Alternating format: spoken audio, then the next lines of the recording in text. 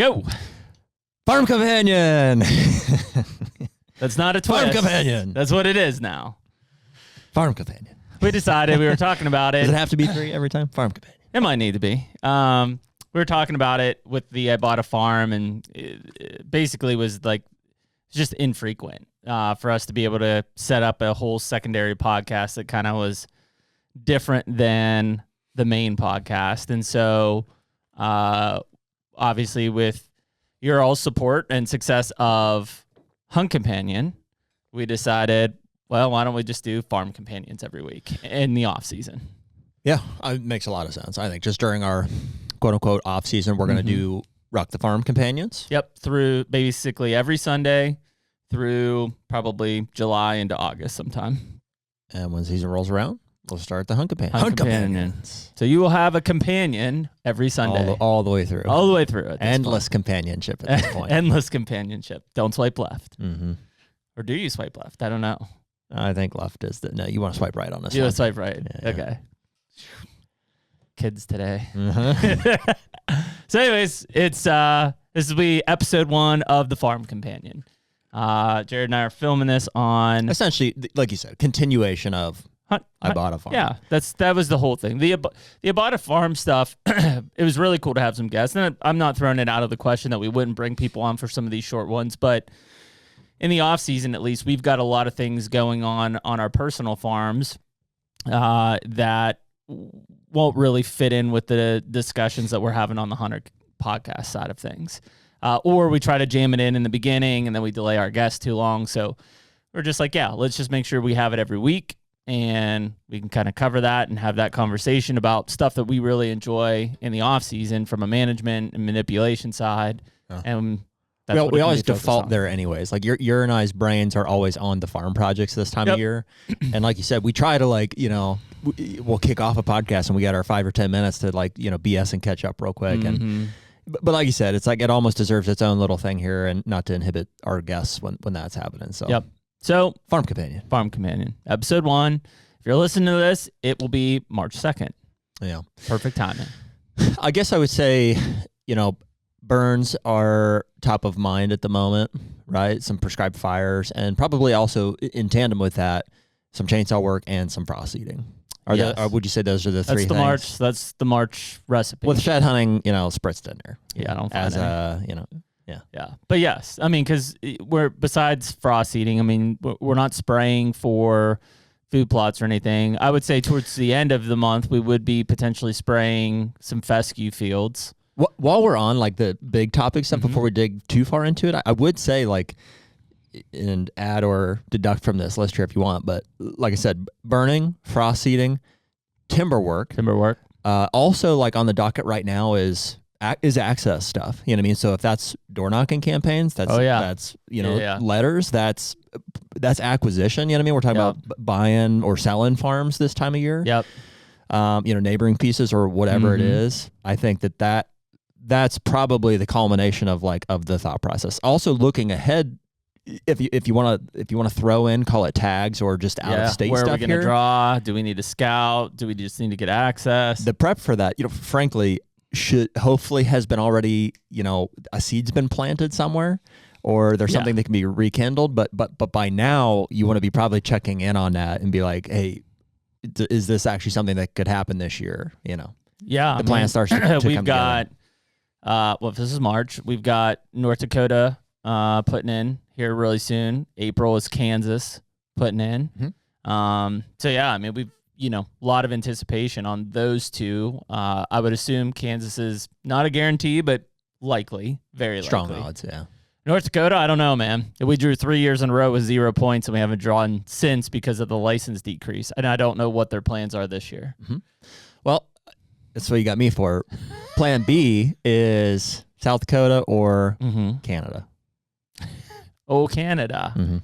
Yeah, I mean, I'm all about the Canada minus. We need 10 grand each. I think this plan C is Canada. And I think that's for next year or the following. Yeah, I think one of the Dakotas could happen. Plans, somewhere in the midst of that is Kansas also has the early season opportunity. If none of those seem like that, we're not going to force it. Kansas is we got something to roll with on that. Yeah. And I mean, it's crazy. Like we were talking about it earlier. You get to this time of the year and the amount of things that need to get done in a short period of time really start to stack up, from a farm standpoint, especially, but even per talking about trying to figure out access. And if we drew in Kansas, where are we hunting? If we drew in North Dakota, we kind of know where we're going there. If we didn't, what's our access look like in South Dakota, and who do we need to talk to? So I think with that, trying to then going back to fires, timber stuff, frost eating, it's like the plate fills quick. Oh yeah. Well, you can, you can only do so much, It's a rolling, the list is year to year, you know what I mean? It's like you're going to bring it back up and, hey, we got some things done throughout the year. And, it's just like hunts too. It's like you almost have to just, plan for it the best you can. And just, you're going to have to sacrifice somewhere to get some of this stuff done. Like it just is what it is, So it's a priority or it's not, Yeah. Yeah. And I think on the actual habitat manipulation, I mean, let's stick on the fires for a bit because we're novices on that side. But I would call myself a beginner. What's a step up? I'd be like a blue belt, like a yellow belt. Yellow belt. Yeah, not a black.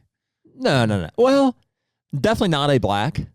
But we're getting there. Like I've done enough that I feel.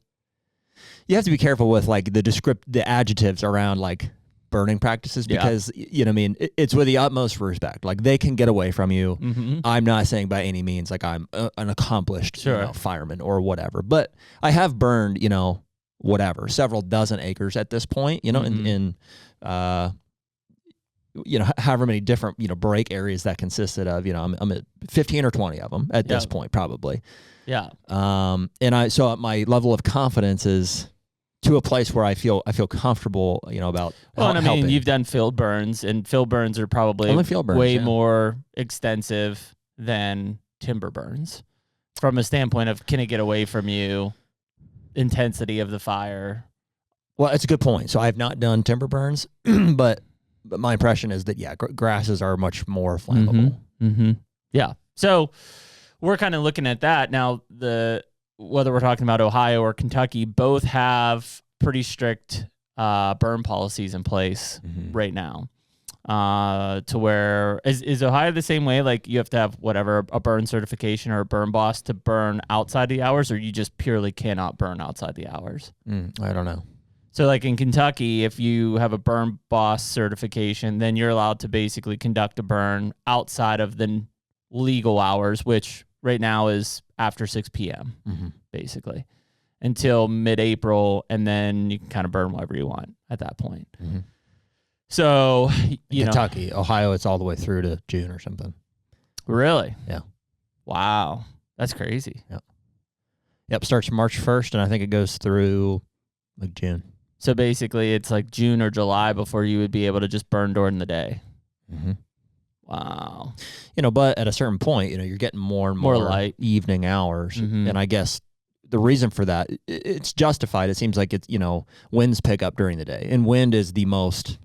Yep, that'll do it. That's the variable you got to watch when it comes to fire. So interesting. Yeah. So I mean, that's kind of the question we have right now is like, there's definitely, I think we're both circling the fact that we would like to do some timber burns in some areas and open up some canopy, and whether we end up putting in some warm season grasses or just see what the hell happens. Like we're kind of staring that in the face, but we've got pretty significant restrictions and already restricted time, Yeah. I mean, I'm feeling moderately. I'm excited about the prospect of, because we've never done this. I've done like TSI. We've done, standard practices, hey, we can cut out some non-desirable, non-mass bearing, tree species to open up sunlight to the forest floor. But the variable that seems like in the past we've not accounted for is like is leaf litter. Yes. And I'm like, so I've done at this point, I've got TSI projects that are 8 years old, 10 years old that got thicker, because we brought tops down and there was some areas where that sunlight was allowed to, and whatever stirred up the leaves, it was like turkey scratch or I don't know. Wind, whatever. I don't know. But it's not ever been like, to the level that you wanted it to. Mm-hmm. And Bare soil. So the next level of that, I think, is to start with the ground level, whether that's treating invasives or, whatever you're going to do with that, and then burning off all of the leaf litter, and then cutting, doing your TSI to bring everything down to, soil, exposed soil. Yep. And the only other thing that would be in that is like if you were going to try to, at this time of year, try to frost seed something in, to your woods, but switch would be the thing to try, I guess. I know some people will push back and say, I just won't do well. You know what I mean? I've seen Higgins say in a few times, he's like, just like the sporadic timber opening stuff just doesn't do well. But I get that. I mean, I almost thought about, I've rolled cedars out of that plan just because, for future burnings, I just think there's always going to be a problem. So, and I don't know what the growth will look like, but, I used a lot of, Sturgis's deer fence, which is basically like Egyptian wheat and sorghum and stuff like that. And like right now, that all is kind of broken down and like laid down, like to where like deer are bedding in it. Like we talked about before about like the straw effect. Like I think they get in there and it's like, I don't know, it's like cushiony for them, right? They're not laying on the bare, wet ground basically.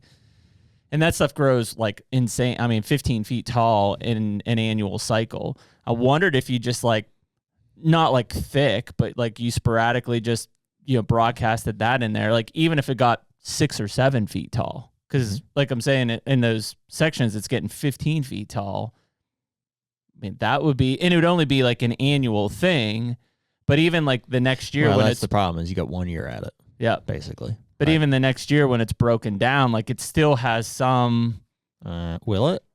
No, no. The next year it's usually, It what's the word? Disintegrates, right? It's just, it looks like an old cornfield, basically. Yeah. Yeah. So it's not doing anything for you after a year, right? Probably not to the level of clearly not what it did the first year. Yeah. There's no. You can burn it off pretty easily. Mm-hmm. Yeah. But if you were going to do that, I would advocate for something that is at least going to get you a few years. It's like, and I haven't done it, so but I would try a switch before I did that. I think the problem with switch that I'm running into, and maybe a switch expert, is that I just don't think my soils are good enough to do it. Let it grow. Yeah, it just won't grow it. Like it just, like even when we were walking in some areas. How far into it are you? I mean, I've got some stuff that's it'll be 3 years old this year. Really? And I mean, I can't identify like, oh, look at all this switch. Really? Yeah, you got something going on then. I just don't think it grows in that soil. I mean, it's possible. I don't know. But dude, I've got stuff that I planted this past year. First switch I ever planted. I planted May, June. May, June. That definitively is switch. Yep. That like right now today, I went out and looked at it. I have some stuff that's like 2.5, 3 foot tall. Mm-hmm. Yep. That this coming year I expect to be 4, 5, 6 foot tall. So somewhere in there. And by year 3, I'd hope to have 6, 7. Yeah. I don't know. Yeah, I don't know. It just hasn't worked. The soil doesn't change. I mean, I'm not an agronomist, but the soil doesn't change the genetic makeup of, like, it still wants to grow to a certain height. Well, I think it's the fertility restriction. It just, the soil is not good organic matter, not carrying enough nutrients. Is it that bad, your soil? I assume so. I mean, it's not great. I mean, you having trouble growing anything else? I mean, nobody plants crops around me. Let me put it that way. It's all cattle pasture. Yeah. I mean, no. I mean, my beans look good, but I fertilize the shit out of them. Sure. Why don't you put a little fertilizer in your switch? I could. It's also it's not that I don't have the room. It's just, and maybe that's part of this year's plan is like, I don't have the patience for switch either. That's probably a big piece of it. Yeah. You don't really need patience though. You just need other projects to keep you busy. Well, no, but I mean, just in the way that I've been using it. It's just happening. Like I'm using it for screening, and if it's only this tall, like, how many years before that screening's even purposeful? Well, 2 or 3 in theory. In theory. And I'm with you. I mean, I think an annual prescription is maybe a better way to go for screening. But for what we're talking about, just like this in the timber, whatever, I don't know. Well, so I'll give you a good example. So I had Kentucky Department of Fish and Wildlife out to the farm on Tuesday, and awesome day to walk around. It was like 70 degrees. So I've got, I would say 7 acres of like fallow field that like since I've bought it, I have not touched it at all. And deer are clearly using it. There is some briars in it, like at this point, maybe 4 years from since it's been pastured last.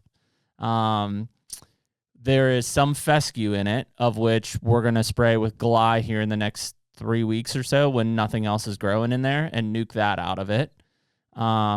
There also was... do they give you a time frame? I've only ever sprayed the grasses in the fall. Basically, I could spray it. He said wait a little bit till it gets going, but like maybe the 3rd week of March to the 2nd week of April, because none of the warm season stuff is going to be growing yet, and that will be in full swing. Cool. Well, that's good to know. Yep. So I'm going to spray that with Gly. There were... That's valuable information. I mean, I could even do that on some of the stuff that I've burned in the past that the fescue didn't die off as much as I'd like to. I could go out. Yeah, and he said it'll make a huge difference. Like Forbes should even take into those spots. Interesting. There was natural... I thought this was in it. There was natural Indian grass coming up in those fields. So I don't know where the hell that came from, but it was there. So maybe some of that after spraying Gly, just kind of like what we saw in Illinois, starts to happen. Also, like, I don't know if I would call it natural, but miscanthus. I had several miscanthus plants coming up in that field. Interesting. I don't know where it came from.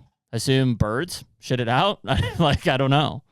Well, that was Glessinger told us that it's somewhat invasive, right? Yeah, which that's what he said oh. too. It was like, he's like, I know, jury's kind of out on like how to use it, but so I have that in there. And so I asked about burning it, and he's like, I wouldn't. He's like, I would spray it this year, knock that back, see what kind of comes from that this summer, and then possibly next time at this time of year, put a burn through it if we want to set it back. But the other big thing is most of that farm was, what am I thinking of now? Broom sedge grass, which is like a warm season grass. It's like, I took it as like, it sucks. Like, it's not valuable, whatever. He said, based on like what I'm trying to do with those fields, like it's as good as if I came in and did like Indian grass or big blue stem or something like that. Maybe not switch, because switch is taller and more, but from like the other warm season grasses, it basically trying to like get rid of that and then put that new stuff in would not have any different benefit overall. So I thought that was interesting, because I was like, I don't know, like I haven't, this broom sedge is all through there. And he's like, yeah, they're like, clearly they're bedding here. It was a south facing slope. Like you can see all the beds where the deer were just laying. So I think getting that fescue out of there and seeing what kind of pops up into its place this summer, and then next year probably running a fire through there, and then hopefully it explodes from there. Yeah, that sounds like a good, good as any. So that's the main thing, is getting them cool season grasses out of there. Yeah. Just so spraying it right now is probably the move. And the other big field, I'd just spray it twice. Like I'd spray it end of March, and then maybe even again like towards May. Like some stuff's going to be coming up at that point, but like there's enough fescue in it that you need to double dose it.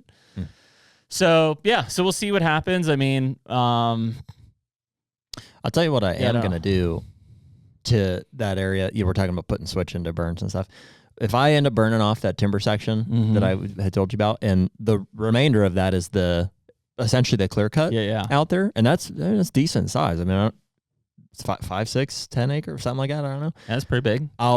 Once I burn that off, I'm going to put all that switch in it. Yeah. Just right into it. Whole thing. And that's basically a field. It's basically a field, but it's got awesome terrain, and it's got a few trees in there and stuff. But I bet that would do really well. Probably. Yeah, and I mean, that would be like a master bedroom of all suites. Well, and that's what we just kept coming back to. I'm like, we talked about the switch, and we were talking about opening the canopy and the burns, and then afterwards, like, do you plant some? And it was like, I just don't know if they're gonna lay in it. Like, if I'm gonna go through the effort of opening up the canopy and burning off the leaf litter, am I doing more harm by seeding something like that on top of it versus letting the natural seed bed grow greenbrier and everything else? I don't think it's gonna have an effect on that stuff. I think they'll come up. I think the switch will not come up as contiguously as you might would in a field. Yeah, it's just to fill in the gaps. Yeah. So I think they're gonna bed the crap out of it. Yeah, I think the sunlight is gonna be the biggest part because like that switch and stuff wants full sun. And where's full sun where I'm talking? Yeah, I know that. I'm just saying, like, from a wood standpoint of trying to do it in that, I could see it having some trouble. Maybe. Yeah, you'd have to go pretty hard on the So I don't know. But yeah, I mean, it's, I don't know. Like, again, even. I'm not going to do it in the woods, just to clarify. For right now, I'm going to put it in that previously clear cut section. I'm just going to burn through the timber where it's at. Yeah. And then again, I think going back to, like, I don't know, like maybe I even do it in Pennsylvania as a trial run because I just have some weird slopes and stuff. But if I could burn it off and I could seed that like pure wildlife, like deer fence in there and it grows and like the deer use it, then I don't know, I'll just fucking seed it again next year, I guess. The annual. Like it basically is what can you establish there to make it better? And in the grand scheme of things, you would want something more perennial, but if you can't grow it, what are your options?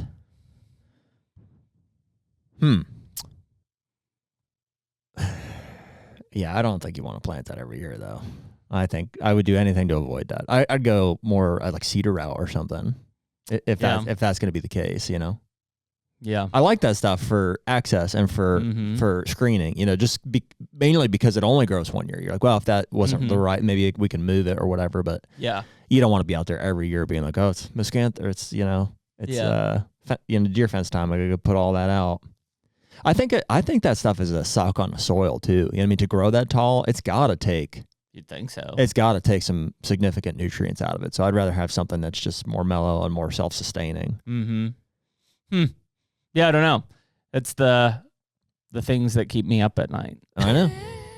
Like, what is it? It's got to be aggravating for some of our listeners too, because I've seen some comments about do this, and like we see that and we acknowledge it, and it's like, but to take it and to actually do it is it's just really a challenge. Like there's very few, fields that I've seen successfully converted into like true whitetail cover. Yeah, for sure. And I mean, sustainable whitetail cover. Well, and even from related to how you're hunting it is just as much. Like, I mean, there's some areas that I'm like, okay, I could easily burn this, but like, I don't really want them bedding here because like, it's not. It's hard. Yeah, I get in my head about that too. I'm like, how does this all tie together? Yeah. It's challenging. I mean, that's the appeal of having like a second opinion. It's like, especially people that have been on lots of farms. It's like, what do you think here? What's your idea? And I'm not one to just be like, yes, you're right, but I'm going to take what they say and apply it to what I know about the property. His other big thing is like, even with those leaf litter, just the way that springs are and where we're talking about is like, it's tough to get them to burn. Like, it's just constantly trying to light head. You think you don't want a head fire because you're like, I don't want, and then you're just constantly lighting head fires to try to get something to burn, patchy, essentially. But yeah, I mean, it for sure at this point, we both have kind of dove down that rabbit hole in the last month plus. It's clear like that is the next level of creating better browse and better bedding habitat for sure. Field necessary, in the management, but I'm talking like from a timber standpoint. We can TSI and hinge cut our brains out, but if there's 8 inches of leaf litter, it's restricting the best stuff from coming. Yeah. I mean, we could title this episode like your cover sucks. It does. It does. I'm not saying yours. I'm saying like to go out there and like in your mind, if you're like, hey, what do they really need to have security cover and stuff like that? And what most people call cover, or they're pointing at timber and stuff like that. It's really not that good. It's covered in leaf litter. It's not good at all. A lot of it is like overly mature, or it was harvested 15 years ago, and you get a bunch of cherries and stuff that are this big, and it's trash. It doesn't do anything for the zero deer, value. So you have to go in and like there's a there's a hack and squirt phase, for that lower mid layer stuff. Potentially there is an invasive treatment if you have multiflora stuff like at the ground level, and then. And assuming your timber's not ready for harvest, there's a cut, girdle, something. There's a kill the top layer. A cutting, yeah. Open up that main canopy side. Yeah, and I think all after or in cahoots with the burn. I think now is it's a deceiving time too, because I've like we walked around my property. I don't know. 4 or 5 miles, we didn't find a shed, given we weren't like walking every inch of the fields and stuff like that, in the areas where I expected deer to bed, and very well, they may have been bedded there early in the year when it's like, super leafy and like things are full, but they for sure were not leaving any sheds behind, and there wasn't that much fresh sign where I figured they'd be bedding. And I think that why I say that's deceiving is I think a lot of people just see deer on their property right now. They have deer, and they're like, I'm holding the deer. Like, this is good. Doesn't necessarily mean your cover's good. It might just be lack of options. If there's literally, it's 1,000 acres of ag around it and you've got a couple blocks of timber, like they're just there. They're just existing, and there's no pressure, right? I mean, cover really only shows and performs itself when pressure is put on, right? I mean, deer can live anywhere and feel fine with the wind at their, at their back and visibility in front of them. When the hunting pressure and things like that, they're not going to just lay in the middle of nowhere, and wide open and be like, oh, here he comes. Like, that's when they're seeking security cover. That's why they call it security cover. Mm-hmm. And so I think that if we look at it now and people are like, well, I'm holding deer, like my cover's good, it's probably not that good. It's just at the, for what you have and what the options are for that deer, they just don't feel pressured. They're not really seeking security cover. They're more worried about just surviving and having food. Yeah, I think to a certain point, yes, what you're saying is right, but I also think that when bucks reach a certain age, I just think that their willingness to tolerate other deer, which is exaggerated by a lack of quality security cover. Yep.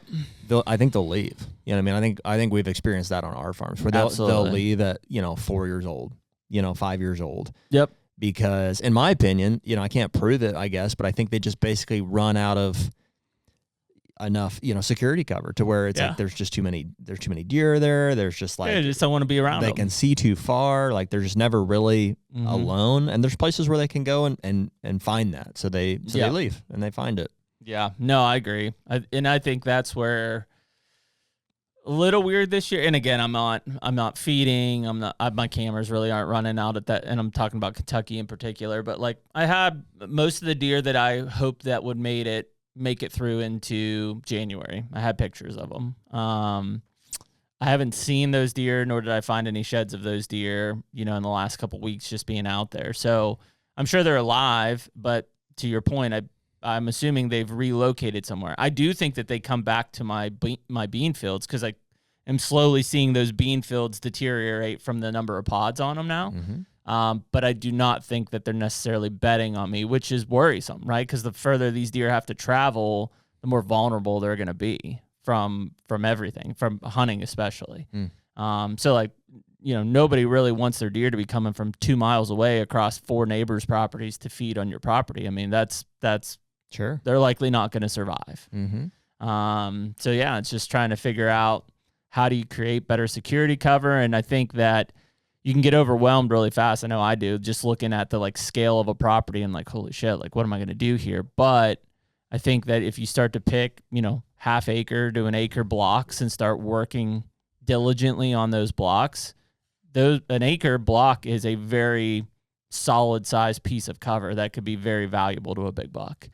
I think if you're looking for late season security cover, I think you need like thermal cover too, which is pine trees. Yeah, I did see some activity down in my hemlocks and stuff in the bottoms. Mm-hmm. Yep, there definitely was down. And I do think that those deer use those bottoms in the summer because there's multiple creeks coming through. I bet it's just cool air kind of moving through and circulating there. Yeah. Well, I mean, we see examples of that like in Kansas and stuff. Yep. It's like they're going to use the topography the same way. For sure. It's going to rule out burning in the future, if you put those in there, but it is what it is. If you have small pockets of, if you go to your knobs and you'll plant cedars or spruces or whatever there, I would bet that they're going to use that for in the winter. Yeah.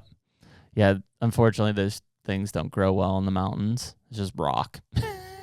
Yeah. I've planted some. Some of those things will grow anywhere. You put like a Norway spruce. I know. I planted a bunch of those. I need to go check on them, but I think that either the deer ate them or they died. One of the two. This summer was brutal. They take a little while, to kind of rear their heads, but once they do, I mean, they rock. Yeah. I think the big thing is deer don't eat Norway spruce. Yeah. Not supposed to, at least. Yeah, I don't think they eat them. They'll eat a white pine. Yeah, they eat all day long. Mm-hmm. I think the big thing when you start to look at those areas is like, because we walked into some of those hemlocks and it's like, okay, hey, this is an area I've jumped bucks, I've seen them here, I've got them on camera, like I know they're in here. And there's really nothing you can do to improve those areas. They're kind of just, they are what they are. It's cooler down there. The hemlocks are big, tall ones, right? Yeah, and they've got... Clear cut them. That's the best thing you can do. Yeah, but then if I clear cut them, like there's nothing, then there is no thermal cover, right? So you think they're bedding under these? In the summertime, for sure. I think it's because it's so cool down there. I mean, anytime you find hemlocks, they're typically close to like drainages and water and stuff like that. So I think it's just cool down there, and that's where they lay in the summertime. I think probably in like big snow events as well, just because it's drier under there.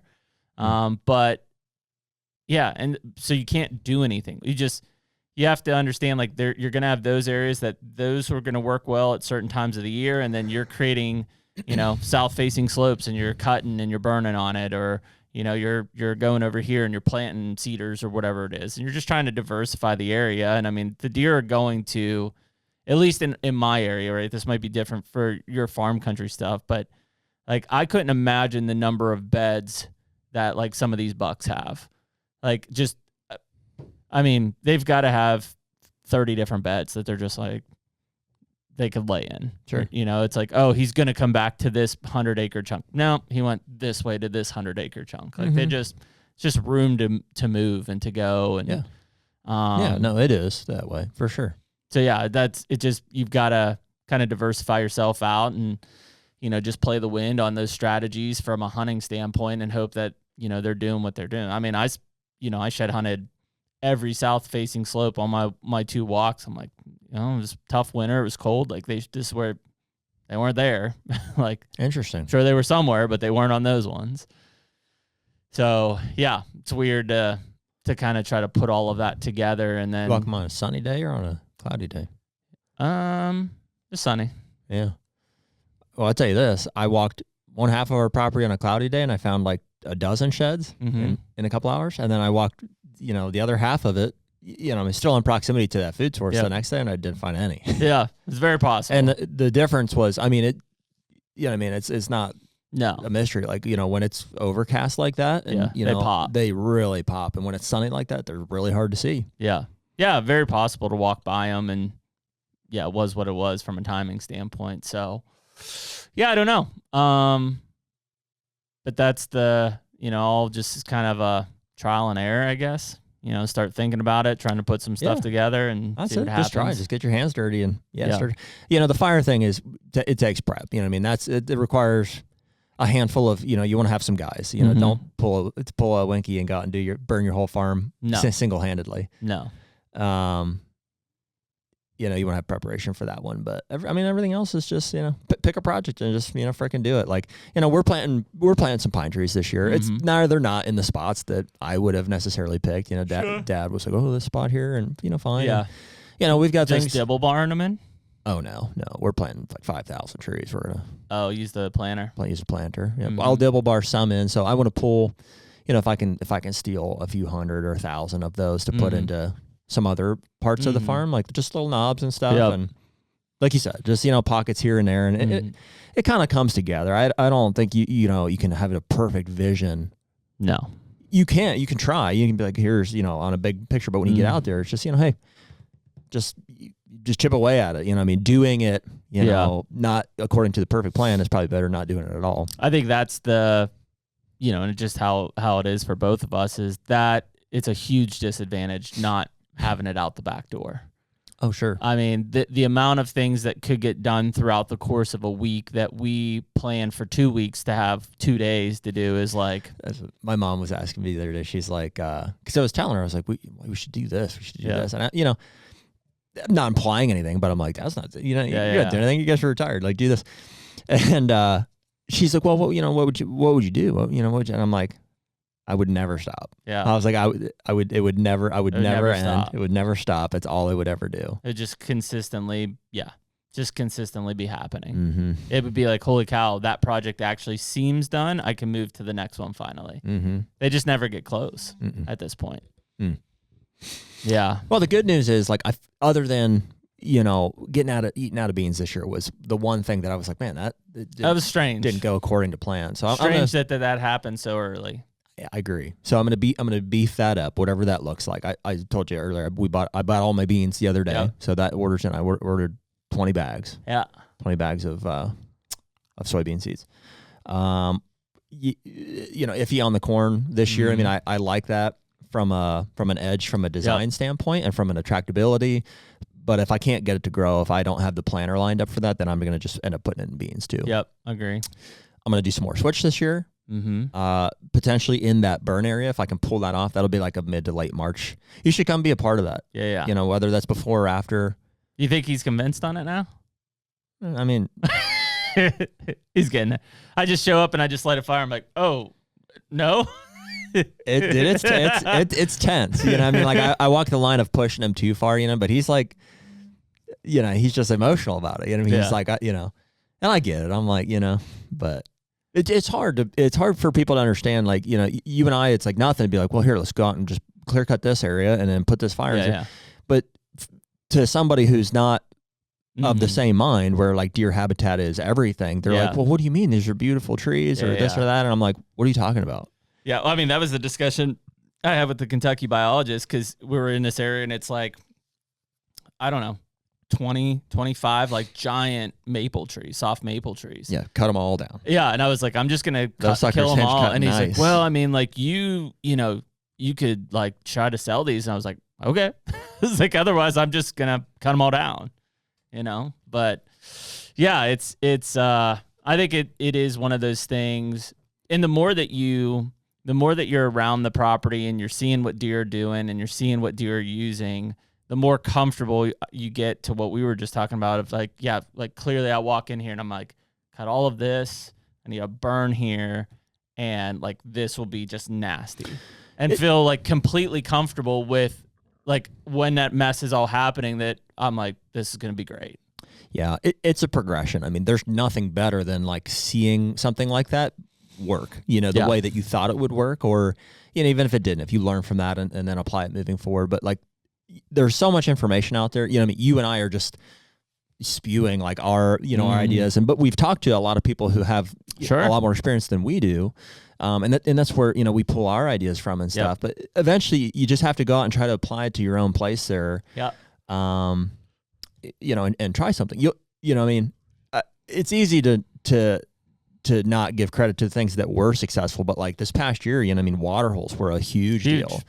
I think we talked about segmentation of like overlapping core areas. You know what I mean? So we redesigned some of the destination food sources, like according to some of that stuff. Yep. And those were big wins. You know what I mean? It's not like, oh, now I have a bunch of 7-year-old bucks running around and we killed 2 of them. But it's like, okay, I can see some improvement there. I can see like for sure some increased, opportunity out of certain areas where that's happening, or, and so it builds on itself year over year. And some of them you have to go back and redo, and eventually you find big things. You're like, oh, timber burns, like huge, big deals. Yeah. Where you can make a lot of progress. So has Bill posted much on his timber burn of like what he's seen now? I guess after the fact, I haven't seen much of this year. I guess it would be like this year would be like, this summer would be like the first full year on that. Yeah, I'm not sure. I know he burned a lot of it, and I think saw some good results last year. He picked up some sheds. Yeah. Maybe some from somebody else's farm. Yeah, no, I saw that too. Yeah. I had some. Yeah, I think the burn side is it's intimidating. We had a great conversation about just burn contractors because it's like clearly if people like do a lot of this and are really comfortable, like, and especially from a time standpoint, like I'd be like, here's the keys. There's some great resources out there. Grant Woods is probably one of the best. Maybe they're through the Whitetail Property stuff, but I think the Land of Legacy guys have done quite a bit of burning. Yeah, the old land beat stuff. More recently, I've seen like Matt or Mike and Sean, the Heartland Bowhunter, doing more burning in their stuff. So there's some good resources. Guys have put some good videos together about just watch a bunch of them. So you know, it's not rocket science. It's you know not. what I mean? There's basic principles for how fire goes. It has to do with like air, fuel, and topography. If we're talking about timber burns, regardless of if it's before green up or after green up, like they aren't going to go fast. They could get out of control, especially on a windy day. But like it's a very mild, controlled burn. Yeah. So yeah, I mean, I think that's it. It's kind of even in Ohio, it's like okay, well, hopefully we have enough light in the evenings to start doing stuff, in April and May. But if it's July and you're like, man, I really should go light it, go burn it. Yeah. It's why not? Prepare for it. I mean, the main thing is breaks. Don't do it shorthandedly. Don't start it at the bottom of a hill. Don't take any advice from us on burning, frankly. You know what I mean? Go out and do your own, No. Do the research. You know what I mean? The best thing you do is talk to somebody locally. Like if your fire department has been involved with burns or anything. I mean, I would say that's the one thing you do need to do. If nothing else, you want to let them know. Give them notice. Yeah. That way, if they start getting calls, it's like, yep, it's a controlled burn. Yeah. We always like to, call our neighbors and stuff. Start small. You know what I mean? Start with, the main thing is your breaks. You want to be in a situation where worst case scenario, if the fire gets away from you, it's going to burn out. It's going to hit a break before it can go anywhere or do any damage. So most of the work on a burn is before you ever light the fire. Yep. And conditions. Just be smart about the conditions and when you're going to put that flame down. Yeah. It will be with the humidity and the way things are, like it will be, most timber burns are tough to get going, which you want, and do something small. Like that's what I thought about even here. I'm looking at, I don't know what, I got to look at what Pennsylvania's laws are, but I've got a couple areas where I'm like, I could burn this like quarter acre. I'll probably just go out behind the house and half the time the conditions are probably going to be too wet that it won't even go anywhere. But just mess around and like get comfortable with it before you go out there and try to burn 100 acres. Yeah, for sure. So, well, I'm good with that. First farm companion in the books. Farm companion in the books. So number 1, every Sunday night, 6 p.m. till we change to Hunt Companion. Hunt Companion. Which is just around the corner, believe it or not. I know. It'll be here before you know it. How far away is September? Too far. What do you got? 6 months? March, April, May, June, July, August. March, April, May, June, July, August. 6 months. 6 months till September. Yeah, a lot of work to be done in that time frame. Oh, yeah. Starts all over again. Yeah, I've already, like, half my brain is looking for sheds. Half my brain is, like, ready to see them, like, starting to grow nubs out of their head and be like, who's that? Yeah. I don't I am in it's because it resets every year. So it's just kind of like, you turn a leaf on all of it. You know what I mean? It's like, we said in the beginning, looking at going back to states that we weren't in last year. You know what I mean? So kind of having that teed up, restarting or, starting new projects on the existing farms, this year. So our focus this year, probably, like you said in the beginning, kind of is North Dakota, Kansas, and then Illinois and Ohio. Ohio and Kentucky, fairly interchangeable. Those are like the home states there. Home states. So those are like the 4. You got an early, you got a rut, and then you got everything in between. Everything in between. Seems to be the most we can take on in a year. Yeah, and honestly, Kansas, if it happens, will be nice because typically we go like the 3rd week in November. So that gives us the first 2 weeks of November to work the home front. And Illinois, because Illinois gun season will come in when we usually go to Kansas. Yep. So yeah, it'll be interesting. I don't even think I posted. I made a video the other day. I was like, boy, there is nothing more discouraging than shed hunting in a low deer density area. I just was like walking ridges and miles, and I'm like, I'm not ever going to find anything out here. Yeah, it's almost not worth doing. I'm just overlooking hundreds and thousands of acres of timber, and I'm like, shit. They're tough to find, man. Yeah, they are. But it's good. It's a good time to get out, especially if the weather's right. And blind acorn finds blind squirrel finds an acorn every once in a while. Yep. Blind acorn maybe too. I don't know. Yeah, it's possible. Cool. Well, that's it for Farm Companion episode 1. We appreciate you guys listening and look forward to bringing to you these every Sunday night for the foreseeable future. Farm Companion. Take me